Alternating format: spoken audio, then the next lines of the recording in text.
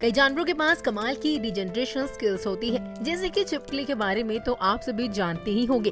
वह अपनी पूंछ अलग कर देती है, कुछ ही समय में उसकी दूसरी पूंछ भी आ जाती है। हनी बैजर्स के पास भी रीजनरेशन की क्षमता होती है, लेकिन क्या आप जानते हैं कि हिरन के पास भी रीजनरेशन की एबिलिटी होती है।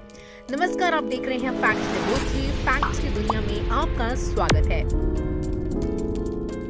जानकर आपको भी हैरानी जरूर होगी कि हिरन की रीजनरेशन स्किल्स भी कमाल की होती है।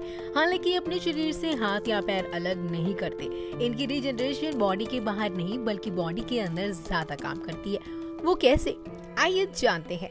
नॉर्थ कैरोलिना में एक हंटर व्हाइट टेल डियर का शिकार करता है।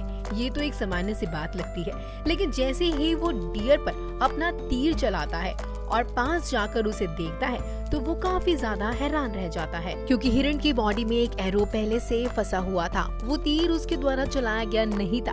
जो तीर उसकी बॉडी में फंसा होता है वो 5 रिब्स के बीच फंसा होता है। जाकर भी वो तीर बाहर नहीं निकाल सकता था। जब वो तीर चलाया गया होगा तो हिरन के रिब्स डैमेज हुई होंगी। कम से कम 5 रिब्स का नुकसान पहुंचा था, लेकिन हिरन को कोई भी फर्क नहीं पड़ रहा था। यही देखकर हंटर काफी ज्यादा हैरान था। कुछ दिनों में वो रिब्स दोबारा ग्रो कर गई और हिरन एक सामान्य जीवन व्यतीत करने लगा। ये सब सुनने में थोड़ा खतरनाक लग सकता है कि कैसे किसी जानवर के रिब्स टूटने के बाद अपने आप जुड़ जाती है, लेकिन ऐसा हिरन के साथ होता है और कई बार देखने को मिल चुका है। यदि कोई ऑब्जेक्ट हिरन को नुकसान नहीं पहुंचा रहा या फिर इन्फेक्शन नहीं फैला रहा है तो हिरन को उस ऑब्जेक्ट से कोई भी फर्क नहीं पड़ता। क्या आप जानते हैं कि हिरन की अलग अलग प्रजातियों के पास रीजनरेशन की अलग अलग टेक्निक्स होती है। बारहसिंगा के सींगों पर वेलवेट सॉफ्ट स्किन की एक लेयर मौजूद होती है, जो अन्य किसी जानवर में देखने को नहीं मिलती। यदि बारहसिंगा के सींगों के पास या जहाँ भी ये स्किन मौजूद होती है वहाँ पर चोट लगती है तो एक ही महीने या उससे भी कम समय में वो चोट बिल्कुल ठीक हो जाती है। जहाँ चोट लगती है वहाँ चोट का नामो निशान तक नहीं रह जाता। क्या आप जानते हैं कि बारहसिंगा हर साल अपने सींग भी गिरा देता है?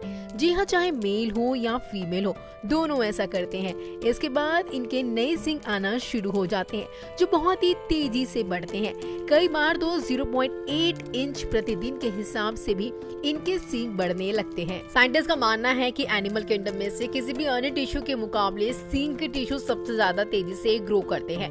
कई बार इस तरह के हिरन भी जंगल में घूमते हुए नजर आते हैं, जिनको काफी ज्यादा चोट लगी होती है, लेकिन वह ऐसे रिएक्ट करते हैं कि कुछ भी नहीं हुआ है, सब नॉर्मल है। क्या आपने बारहसिंगा के साइक्लोन के बारे में सुना है? जी हाँ दोस्तों, बारहसिंगा को जब भी खतरे का एहसास होता है तो उनका पूरा झुंड एक साथ इकट्ठा होकर शिकारी के चारों ओर घूमना शुरू कर देता है। इससे शिकारी कंफ्यूज हो जाता है कि इतने सारे रेंडियर्स में से किसी एक पर निशाना कैसे लगाए। साथ ही उसे डर भी लगता है कि कहीं सारे का सारा झुंड उनके ऊपर अटैक ना कर दे। चलिए अब नॉर्थ का रुख करते हैं। पोलर बियर के बारे में तो हर किसी ने सुना है, पर पोलर बियर के पास कोई ऐसी रीजनरेशन टेक्निक नहीं होती और ना ही वो साइक्लोन बनाने की क्षमता रखते हैं, लेकिन ये बर्फ की बहुत पतली परत पर चलने में सक्षम होते हैं।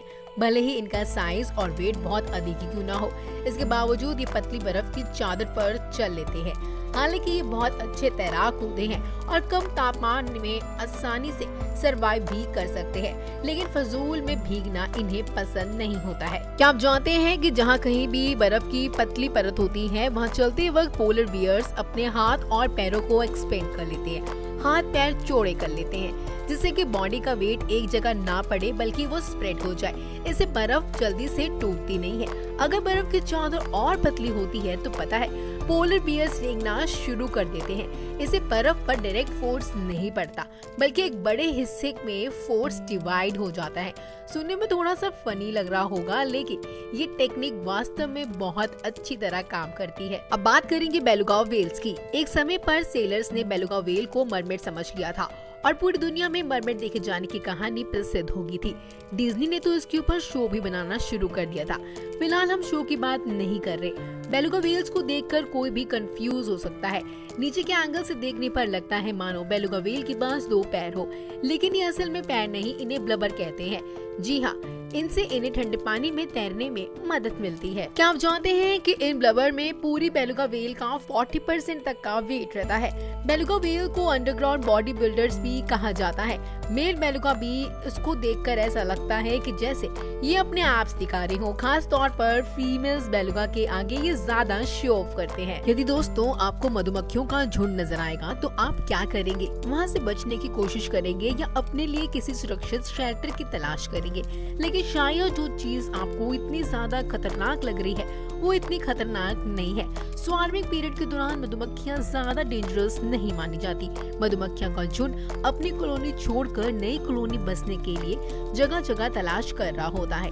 एक झुंड में हजारों की संख्या में वर्कर्स होते हैं और एक क्वीन होती है। इसी दौरान झुंड के बीच में कहीं पर भी रुककर आराम करने लगती है। मधुमक्खियां किसी पेड़ की डाली पे बैठ जाएंगी या छत पे बैठ जाएंगी। अगर कुछ नहीं मिलता तो वो राइनो की पीठ पर या सांड की पीठ पर बैठ जाती हैं। इससे मधुमक्खियों को या राइनो को कोई नुकसान नहीं होता।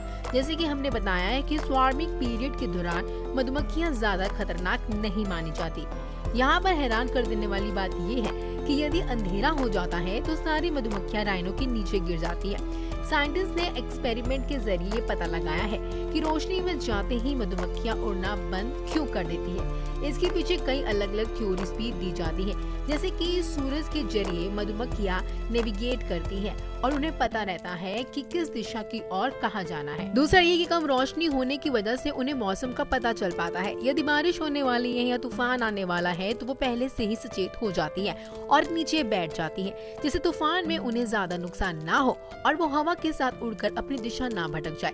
इसके अलावा भी कई कारण हो सकते हैं, जैसे शायद शिकारी की परछाई पड़ते ही ये उड़ना बंद कर देती है। फिलहाल स्पष्ट तौर पर अभी कुछ भी कहा नहीं जा सकता। दोस्तों कई बार साइंटिस्ट ऐसी चीजों के लिए जानवरों का इस्तेमाल करते हैं जिसके बारे में आप सोच भी नहीं सकते। साल 2014 में गूगल ने एक कैमल यानी कि ऊंट को हायर किया था, जिससे कि वो अरेबियन पेनिनसुला में पिक्चर्स क्लिक कर सके। ऊंट का नाम राफिया था और उसे गूगल स्ट्रीट व्यू के लिए पिक्चर क्लिक्स करने का काम सौंपा गया था। जो काम गाड़ियों की मदद से काफी ज्यादा मुश्किल हो जाता है, वो काम ऊंट ने किया था और काफी आसानी से किया था।